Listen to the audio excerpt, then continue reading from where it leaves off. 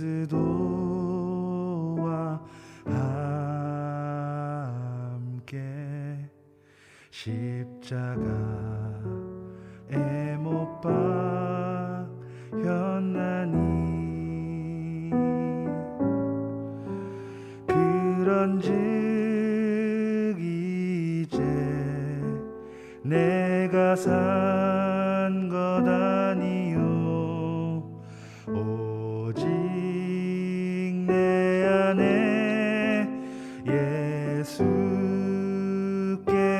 예수께서 사신 것이라 이제 내가 육체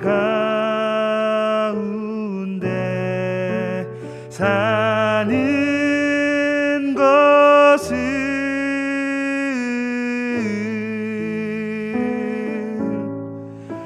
나를 사랑하사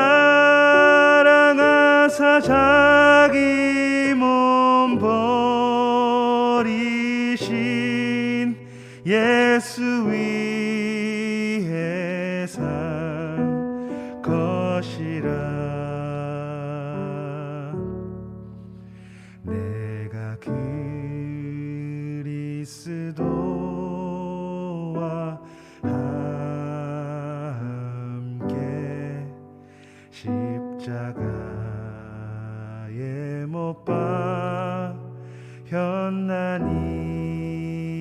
박혔나니 그런즉 이제 내가 산 것 아니요 오직 내 안에 예수께서 사신 것이라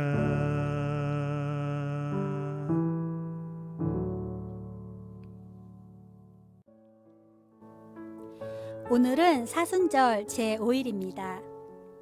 주의 사자가 빌립에게 말하여 이르되 일어나서 남쪽으로 향하여 예루살렘에서 가사로 내려가는 길까지 가라 하니 그 길은 광야라. 일어나 가서 보니 에디오피아 사람 곧 에디오피아 여왕 간다게의 모든 국고를 맡은 관리인 내시가 예배하러 예루살렘에 왔다가 돌아가는데 수레를 타고 선지자 이사야의 글을 읽더라. 성령이 빌립더러 이르시되 이 수레로 가까이 나아가라 하시거늘 빌립이 달려가서 선지자 이사야의 글 읽는 것을 듣고 말하되 읽는 것을 깨닫느냐 대답하되 지도해 주는 사람이 없으니 어찌 깨달을 수 있느냐 하고 빌립을 청하여 수레에 올라 같이 앉으라 하니라. 읽는 성경 구절은 이것이니 일러스되 그가 도살자에게로 가는 양과 같이 끌려갔고 털 깎는 자 앞에 있는 어린 양이 조용함과 같이 그의 입을 열지 아니하였도다 하리요. 그가 굴욕을 당했을 때 공정한 재판도 받지 못하였으니 누가 그의 세대를 말하리요.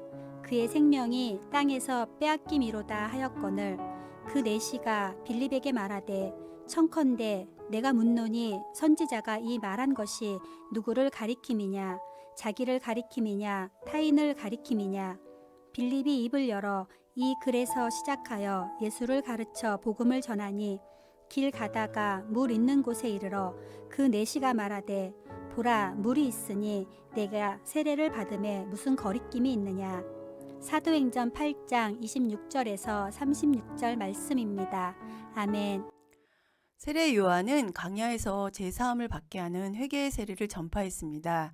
예수님도 요한으로부터 요단강에서 세례를 받으셨고 마가복음에서 예수님의 사역은 세례를 받으심으로부터 시작됩니다.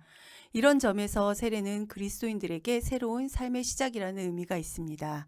오늘 본문 말씀은 에디오피아 내시가 빌립 집사로부터 세례받는 이야기입니다. 주의 사자가 명령을 따라 빌립은 예루살렘으로에서 가사로 내려가는 길까지 이동했고 그곳은 강야입니다. 거기서 에디오피아 내시가 예배하기 위해 예루살렘에 왔다가 돌아가는 길에 이사야의 글을 읽는 것을 보았습니다. 빌립은 읽는 말씀을 이해할 수 있는지 물은 듯 이사야서 53장 7절 이하의 부분을 자세히 설명해 주었습니다. 내시는 빌립이 전하는 복음을 경청한 후 예수님을 믿고 세례받기를 결단했습니다. 그리고 물에 내려가 빌립으로부터 세례를 받고 기쁨으로 가던 길을 갈 수 있었습니다. 골로새서 2장 12절에 보면 너희가 세례로 그리스도와 함께 장사되고 또 죽은 자들 가운데서 그를 일으키신 하나님의 역사를 믿음으로 말미암아 그 안에서 함께 일으키심을 받았느니라. 이 말씀에서 세례의 진정한 의미를 설명해 주고 있습니다. 세례는 옛사람이 그리스도와 함께 죽는 것이고 예수 그리스도로 말미암아 새 사람으로 다시 살아나는 것을 의미합니다. 우리가 예수님을 나의 주로 고백하는 것은 이제 나의 삶을 내가 이끌고 가는 것이 아니라 주님이 내 삶의 주인이심을 인정하며 그분께 맡기는 삶입니다. 이 모든 과정은 나의 의지나 힘이 아닌 성령께서 함께 하심으로 가능합니다. 고린도전서 12장 2절을 보면 성령으로 아니하고는 누구든지 예수를 주시라 할 수 없다라고 말하고 있기 때문입니다. 그리고 여기서 강조하는 것은 함께입니다. 나 혼자가 아니라 주님과 함께 죽었고 함께 다시 일으키심을 받았습니다. 주님이 나를 대신해서 죽으신 그 십자가는 나의 못된 자아, 습성들, 욕심과 이기심, 상처로 인한 관계의 어려움, 미래의 염려 등 모든 것을 포함합니다. 그런데 저는 돌이켜보면 이 세상을 살아가면서 주님을 의지한다고 고백은 하지만 막상 현실에서는 내 지혜와 다른 사람들을 의지할 때가 많았습니다. 주님께 다 맡긴다고 해놓고는 근심하고 걱정하며 중요한 것을 결정할 때는 나의 경험이나 사람들의 말에 더 귀를 기울이며 행동할 때가 많았습니다. 그리고 내 힘으로 도저히 안 될 그때 다시 주님께 도와달라고 떼를 쓰고 그것마저도 안 들어주시면 이런 어려운 상황에 침묵하시는 하나님을 원망하고 나의 이런 삶을 불평하기만 했습니다.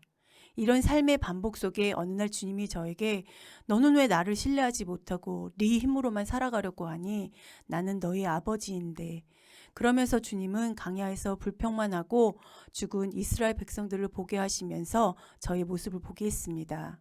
노예로 힘겹게 살던 이스라엘 백성들을 출애굽시켜 약속의 땅 가나안을 허락하시고 백성들이 많은 기적과 하나님의 함께하심을 경험했지만 어려움이 올 때에는 불평하고 원망하다가 결국 하나님을 신뢰하지 못해 약속의 땅 가나안에 들어가지 못했습니다. 주님께서 우리를 하나님 나라로 초대하셨습니다. 그리고 우리는 하나님의 나라를 예수님 덕분에 상속받은 하나님의 자녀입니다. 하나님을 아바 아버지로 부를 수 있는 자격을 예수님을 통해 주셨는데 여전히 고아처럼 혼자 힘겹게 살아가고 있지는 않는지 묻고 싶습니다. 성령에 민감하게 반응했던 빌립처럼 늘 주님과 동행하며 주님이 주시는 마음과 성령이 깨닫게 해주시는 말씀을 의지하여 받은 사랑을 나누며 살아가는 그러한 삶의 결단하는 사순절이 되시기를 바랍니다. 마지막으로 우리가 잘 아는 말씀 갈라디아서 2장 20절 말씀을 함께 읽고 마치겠습니다. 내가 그리스도와 함께 십자가에 못 박혔나니 그런즉 이제는 내가 사는 것이 아니요 오직 내 안에 그리스도께서 사시는 것이라. 이제 내가 육체 가운데 사는 것은 나를 사랑하사 나를 위하여 자기 자신을 버리신 하나님의 아들을 믿는 믿음 안에서 사는 것이라. 아멘. 기도하겠습니다. 사랑의 하나님, 우리가 받은 사랑과 은혜는 있고 주님을 온전히 신뢰하지 못해 힘겹게 고아처럼 살아가면서 뜻대로 되지 않으면 불평하고 원망했음을 회개합니다. 주님이 나를 위해 이 땅에 낮은 자로 오셔서 고통당하며 버림받으셨던 주님의 십자가를 묵상하게 하시고 성령께서 말씀하시는 그 음성에 민감하게 반응하여 새로운 삶의 결단과 변화가 있기를 원합니다.